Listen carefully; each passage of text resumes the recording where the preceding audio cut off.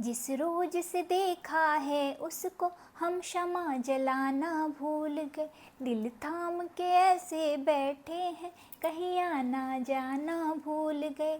अब आठों पहर इन आँखों में वो चंचल मुखरा रहता है। मेरे सामने वाली खिड़की में एक चांद का टुकड़ा रहता है। मेरे सामने वाली खिड़की में एक चांद का टुकड़ा रहता है। अफसोस मगर वो हमसे कुछ उखरा उखरा रहता है। मेरे सामने वाली खिड़की में एक चांद का टुकड़ा रहता है।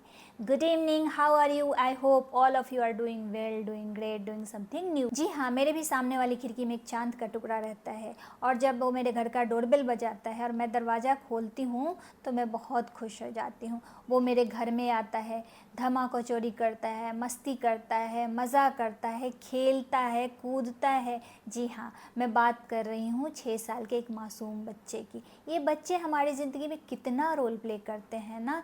कभी वो हमें हंसाते हैं, कभी हमें रुलाते हैं, कभी हमारे साथ मस्ती करते हैं, कभी हमारे साथ धमाको चोरी करते हैं। लेकिन कभी कभी ये बच्चे बहुत ज़िद करते हैं, और जब वो ज़िद करते हैं ना तो हमें भी बड़ा गुस्सा आता है। ऐसे ही ज़िद्दी बच्चे की कहानी लेके आई हूँ मैं आज आप सबके सामने। तो चलिए मेरी कहानी को सुनिए। लेकिन उससे पहले अगर आप सबने मेरे चैनल को लाइक, सब्सक्राइब एंड शेयर नहीं किया है तो प्लीज़ कर लीजिए और सुनिए। एक समय की बात है, राजू नाम का एक लड़का अपने 3 भाई बहनों में सबसे छोटा था। राजू से बड़ा एक भाई था और एक बहन थी। घर में सबसे छोटा होने के कारण माँ बाप, दादा दादी सबका प्यार राजू को ज़्यादा मिलता था। इस कारण राजू थोड़ा ज़िद्दी और मस्तीखोर हो गया था। एक दिन सुबह सुबह माँ ने कहा, राजू उठ जाओ, जल्दी से नहा धो के स्कूल के लिए तैयार हो जाओ। आज अनंत चतुर्दशी है, आज जल्दी से नहा के प्रसाद लेके ही स्कूल जाना। राजू फटाफट उठ गया और नहाने चला गया। जब नहा के आया तो माँ ने कहा, राजू बाहर पंडित जी बैठे हैं, जाओ पंडित जी को प्रणाम कर लो, फिर आके मुझसे प्रसाद ले लेना। राजू पंडित जी के पास गया। पंडित जी ने जब राजू को देखा तो मुस्कुरा पड़े। राजू ने पंडित जी के पाँव छुए तो पंडित जी ने कहा, यशस्वी भव, आयुष्मान भव, जैसा कि पंडित लोग, जैसा कि बड़े लोग कहते हैं। फिर पंडित जी ने कहा राजू के दादाजी को, ये तो बड़ा ही होनहार, बड़ा ही यशस्वी, बड़ा ही गुणवान बच्चा है, आगे जाके भविष्य में बहुत बड़ा काम करेगा। राजू को मस्ती सूझी। राजू ने कहा, पंडित जी आप इतना सब कुछ जानते हो तो क्या आप मुझे बता सकते हो कि आज मैं दिन में क्या खाना खाऊंगा? पंडित जी हंसने लगे। पंडित जी बोले, बेटा आज तो अनंत चतुर्दशी है, इसीलिए आज किसी के घर में नमक नहीं बनेगा और आज के दिन तो तुम्हें खीर ही खाना पड़ेगा। राजू ने ठिठोली करते हुए लेकिन बहुत ही कॉन्फिडेंस से कहा, आज मैं खीर नहीं खाऊंगा। पंडित जी ने कहा, खीर तो तुम्हें खाना पड़ेगा। राजू जब वहाँ से अंदर आया तो माँ ने कहा, राजू डाइनिंग टेबल पे बैठो, मैं तुम्हारे लिए नाश्ता लेके आती हूँ। राजू बैठ गया और माँ फटाफट से एक प्लेट में 2 पूड़ियाँ और 1 कटोरी खीर लेके आए। खीर देखते ही राजू को गुस्सा आ गया। राजू ने कहा, मैं खीर नहीं खाऊंगा। माँ ने कहा, ये कैसी बात हो गई, खीर तो तुम्हें खाना पड़ेगा। राजू ने कहा, नहीं नहीं नहीं, मैं खीर बिल्कुल नहीं खाऊंगा। ऐसा कह के राजू अपना बैग अपने पीठ पे टांग के स्कूल की तरफ जाने लगा। माँ ने कहा, रुको रुको, ये टिफ़िन तो ले लो। ऐसा कह के माँ ने राजू के हाथ में टिफ़िन पकड़ा दिया। राजू घर से स्कूल की तरफ चल पड़ा। राजू जब स्कूल पहुंचा तो उसका किसी चीज़ में मन नहीं लग रहा था। उसे बहुत तेज़ भूख लग रही थी। बार बार उसका ध्यान खाने की तरफ ही जा रहा था। वो सोच रहा था, कब लंच ब्रेक हो और मैं जल्दी से खाना खाऊं, मुझे बहुत भूख लग रही है। पर पता नहीं आज मास्टर जी कितना लंबा लंबा लेक्चर दे रहे हैं, ये तो जल्दी ख़त्म ही नहीं हो रहा है। तभी लंच ब्रेक हुआ, घंटी बजी और राजू ने सोचा, चलो अंतुगत्वा खाने का समय आया। राजू ने फटाफट अपना बैग खोला, बैग में से लंच बॉक्स निकाला और क्या देखता है, उसमें खीर रखी हुई है, पूड़ियाँ रखी हुई हैं। खीर देखते ही राजू को फिर से गुस्सा आया। राजू ने कहा, आज मैं खीर नहीं खाऊंगा। ऐसा कह के राजू ने अपना टिफ़िन बॉक्स बंद कर दिया और बैग में रख दिया और वापस से अपने क्लासरूम में चला गया। लेकिन राजू का बिल्कुल भी पढ़ने में मन नहीं लग रहा था। राजू का ध्यान इधर उधर भटक रहा था। था, सोच रहा था मुझे खाना कब मिलेगा, मुझे बहुत भूख लगी है, मुझे बहुत भूख लगी है, लेकिन मैं खीर नहीं खाऊंगा, ये तो तय है। ऐसा सोचते सोचते न तो राजू का पढ़ाई में मन लग रहा था, न किसी और चीज़ में मन लग रहा था।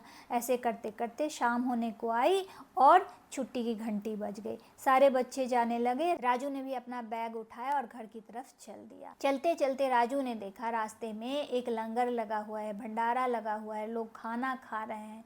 राजू ने सोचा क्यों ना मैं यहाँ बैठ के खाना खा लूँ, मेरा पेट भी भर जाएगा और मैं खीर खाने से भी बच जाऊँगा। ऐसा सोच के राजू बाकी लोगों के साथ ज़मीन पे पत्तल बिछा के बैठ गया। लोग खाना खा रहे थे, राजू भी खाने का इंतज़ार करने लगा। थोड़े ही देर में एक महाशय एक बड़े से बर्तन में खीर लेके आए और राजू के पत्तल में खीर डाल दिया। राजू ने कहा आज मैं खीर नहीं खाऊंगा। ऐसा कह के राजू वहाँ से भाग खड़ा हुआ। भागते भागते भूख प्यास और गुस्से से उसका पैर लड़खड़ाने लगा और वो कहाँ जा रहा है उसे कुछ पता नहीं है। वो मदहोश सा चला जा रहा था, चला जा रहा था, चला जा रहा था और जाते जाते उसने सोचा अगर घर गया तो फिर से वही खीर खाना पड़ेगा, मुझे खीर नहीं खाना है, कैसे भी शाम होने के बाद ही मुझे घर जाना है। अगर इस वक्त मैं घर गया तो लोग मुझे खीर ही खिलाएंगे, मुझे खीर नहीं खाना है। ऐसा सोचते सोचते राजू कब जंगल में पहुंच गया उसे पता ही नहीं चला। जंगल में पहुंचने के बाद राजू को थोड़ा डर लगने लगा, थोड़ी घबराहट होने लगी। राजू ने सोचा ये मैं कहाँ आ गया, अब मैं क्या करूँ, यहाँ तो जंगली जानवरों का भी खतरा हो सकता है, मैं क्या करूँ। ऐसा सोच के राजू एक पेड़ पे चढ़ गया और पेड़ पर अपना बैग लटका दिया और आराम से चैन की सांस ली। अभी राजू को लग रहा था कि बॉडी थोड़ा रिलैक्स हो गया है, लेकिन भूख तो बहुत तेज़ लग रखी थी। राजू खाने के बारे में सोचता रहा और उसकी आंख लग गई और समय बीत गया। आधी रात हुई। आधी रात को उस जंगल में 4 चोर आए जो दूसरे घरों से चोरी करके लाए थे। चारों चोर उसी पेड़ के नीचे बैठे जिस पर राजू सो रहा था। चारों चोर आपस में जो भी चुरा के लाए थे, पैसा, गहना, चावल, दाल, उन सब का बंटवारा करने लगे।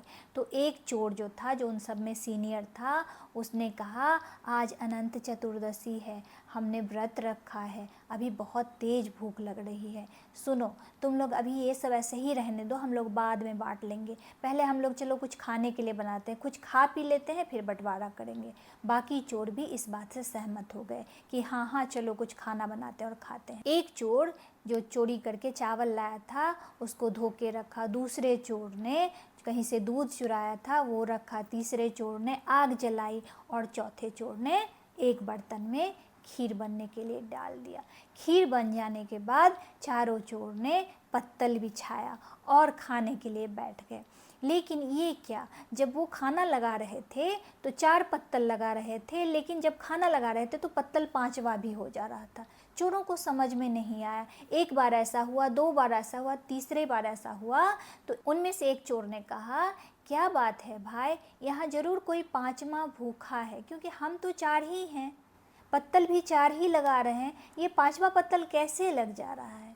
इसका मतलब वन देवता हमें इशारा कर रहे हैं कि कोई 5वां यहाँ भूखा है, उसे ढूंढ के खाना खिलाओ। तो दूसरे चोर ने कहा बात सही कह रहे हो, यहाँ कोई जरूर भूखा है, इसीलिए हमारा 5वां पत्तल तैयार हो रहा है। चारों चोर चारों दिशाओं में भूखे आदमी को ढूंढने के लिए निकल पड़े। चारों चोर ढूंढने लगे, एक चोर आया उसे कोई नहीं मिला, दूसरा भी आया उसे कोई नहीं मिला, तीसरा भी आया उसे कोई नहीं मिला।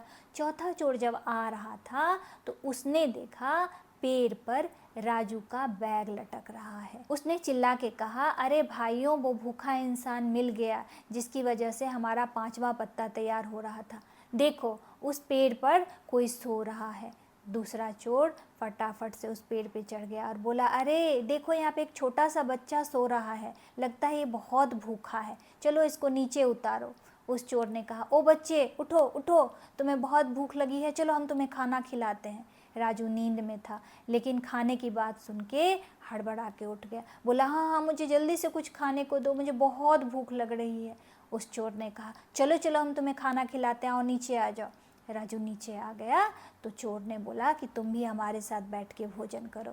राजू खुशी खुशी बैठ गया और जब पत्तल में खीर परोसा गया तो राजू ने कहा आज मैं खीर नहीं खाऊंगा, बाकी चोरों ने कहा, ऐसे कैसे नहीं खाओगे, भूखे हो, वन देवता हमें इशारा कर रहे हैं कि तुम्हें खाना खिलाया जाए और तुम बड़ा बन रहे हो कि मैं खीर नहीं खाऊंगा, खीर तो तुम्हें खाना पड़ेगा। राजू ने कहा, कुछ भी खिला दो भाई, लेकिन मैं खीर नहीं खाऊंगा। राजू ने जिद ठान दी कि मैं खीर नहीं खाऊंगा, मैं खीर नहीं खाऊंगा।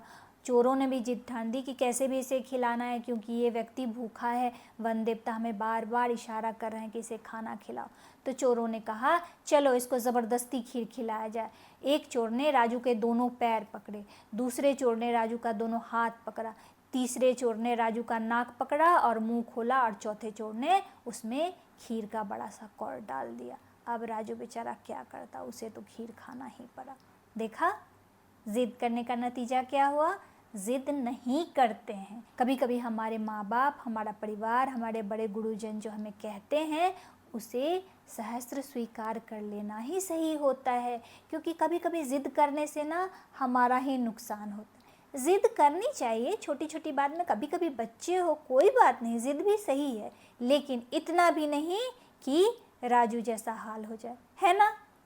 इसी आशा और उम्मीद के साथ कि आज आप लोगों ने एक नया लेसन सीखा कि ज़िद नहीं करना चाहिए, है ना।